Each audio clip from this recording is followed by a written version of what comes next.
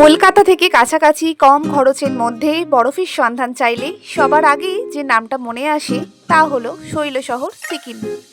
আমরা কলকাতা থেকে কিভাবে সিকিমের রাজধানী গ্যাংটকে পৌঁছালাম আর কতই বা খরচ হলো, এই অভিজ্ঞতাই তুলে ধরবো এই ভিডিওর মাধ্যমে। তাহলে চলুন শুরু করা যাক। প্রতিদিনই শিয়ালদহ বা হাওড়া স্টেশন থেকে প্রচুর ট্রেন আছে এনজেপি বা শিলিগুড়ি যাওয়ার জন্য। ট্রেনে যেতে সময় লাগে প্রায় 12 ঘন্টার মতো, তাই আমরা রাতের ট্রেনটাকেই বেছে নিয়েছিলাম। আমাদের ট্রেন ছিল কাঞ্চনকন্যা এক্সপ্রেস।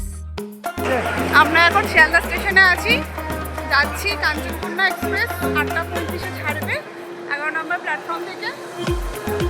এখন বাজে 8:10। এই ট্রেনটি পরের দিন সকাল 8টার সময় শিলিগুড়ি জংশনে পৌঁছাবে। এই ট্রেনের টিকিট আমরা আইআরসিটিসি অ্যাপের মাধ্যমে বুকিং করেছিলাম। এর ভাড়া পড়েছিল স্লিপার ক্লাসে 350 টাকার মতো।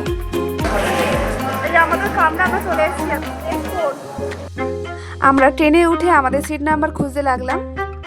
আমাদের সিট মিডল বার্থ 34 আর 37।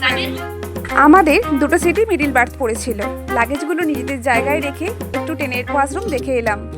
মোটামুটি ওয়াশরুমের পরিস্থিতি ভালো ছিল। ঘড়িতে 8:35 বাজতেই ট্রেন আমাদের রওনা দিয়ে দিল শিলিগুড়ির উদ্দেশ্যে।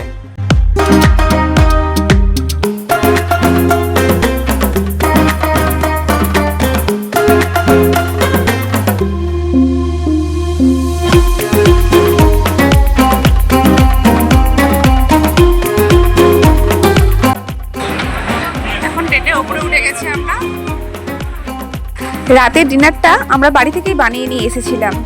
আপার বাড়িতে লোক না থাকায় আমরা উপরে উঠে ডিনারটা সেরে নিলাম। রাতে আমাদের ডিনার লুচি আর বাড়ি থেকে তৈরি করে আনা আলুর দম। ডিনার কমপ্লিট করে মিডিল বার্থ টাঙিয়ে সিটে শুয়ে পড়লাম। এখন শুধু অপেক্ষা কখন সকাল হবে আর জানলা খুলে দেখতে পাবো দূরের ওই পাহাড় আর চা বাগান। রাত পার হয়ে সকাল হতেই হকাররা চা নিয়ে চলে এসেছে। চায়ের দাম ছিল 10 টাকা লিকার চা। জানলা খুলে বাইরে দেখলাম প্রচুর কুয়াশা, যার জন্য ট্রেন প্রায় 1 ঘন্টা লেটে চলছে।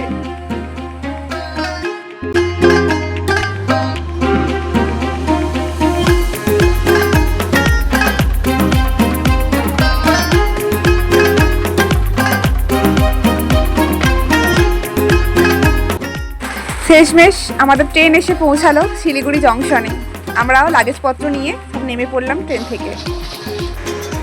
এই আমরা সবেমাত্র শিলিগুড়ি জংশনে নামলাম। ট্রেন প্রায় 1 ঘন্টা লেট। শিলিগুড়ি জংশনে নেমে ফুটওভার ব্রিজটা ক্রস করে স্টেশন থেকে বাইরের দিকে এলাম বাস ধরার জন্য। তবে স্টেশন থেকে বের হতেই অনেক মানুষ এসে জিজ্ঞাসা করছে গাড়ি লাগবে কিনা, হোটেল লাগবে কিনা, এছাড়াও প্যাকেজ করিয়ে দেবো এইসব। কিন্তু আমরা যেহেতু ভেবেই নিয়েছিলাম বাসে করে যাব, তাই সোজা বাস স্ট্যান্ডের দিকে রওনা দিলাম।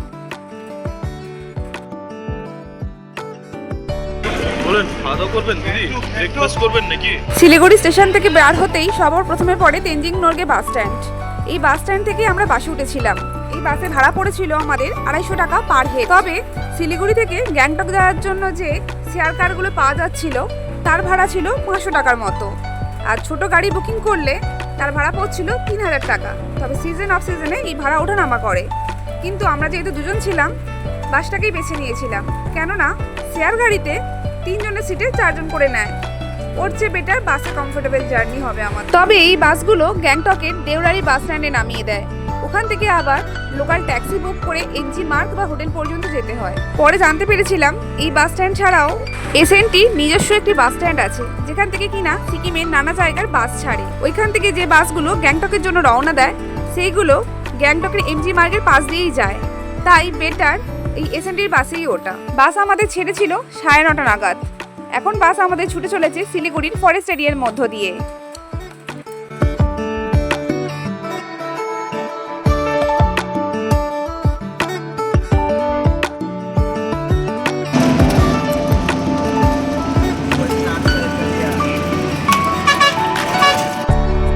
কিছুটা দূর এগোতেই আমাদের পথের সঙ্গী হয়েছিল তিস্তা নদী। রাস্তার একদিকে উঁচু উঁচু পাহাড় আর একদিকে তিস্তা নদীকে সঙ্গে করে নিয়ে আমরা এগিয়ে গেলাম গ্যাংটকের পথে।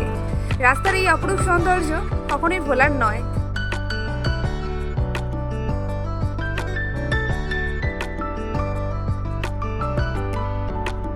তবে আমরা পাহাড়ে প্রথমবার হওয়ায় এবং বাসের পিছনের দিকে বসায় এই টার্নিং পয়েন্টগুলোতে খুব মাথা ঘুরছিল আর শরীরটাও একটু খারাপ করছিল। তবুও চলার পথের এই মনোরম দৃশ্য কখনোই ভোলার নয়। প্রায় 2-2.5 ঘন্টা চলার পর বাস এসে দাঁড়ালো রংপো বলে একটা জায়গায়। এখানে লেখা ছিল ওয়েলকাম টু সিকিমে প্লাস্টিক অ্যালাউ নয় বলে এখানে জলের বোতলগুলো ফেলে দিতে বলা হচ্ছিল। প্লাস্টিকের 2 লিটারের বোতল বা অন্যান্য মিল্টন বা অন্যান্য কোম্পানির বোতল অ্যালাউ আছে। বাস এখানে প্রায় 15 মিনিট হোল্ড করেছিল। এখানে সবাই নেমে টিফিন করছিল, টয়লেটে যাচ্ছিল। আমরাও একটু নামলাম, নেমে একটু পপকর্ন কিনলাম, কারণ সকাল থেকে তাড়াহুড়োতে কিছু খাওয়া হয়নি, ওই জন্য শরীরটা বেশি খারাপ করছিল। 15 মিনিট হোল্ড করার পর বাস আবার ছেড়ে দিয়েছিল। দেখতে দেখতে 5 ঘন্টা সময় অতিক্রান্ত করে আমরা শেষমেশ এসে পৌঁছালাম গ্যাংটকের দেওরালি বাস স্ট্যান্ডে। বাস আমাদের এখানেই নামিয়ে দিল।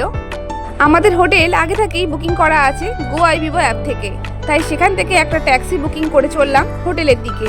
ট্যাক্সি ভাড়া নিয়েছিল 240 টাকা, বার্গেনিং করেও কমানো যায়নি।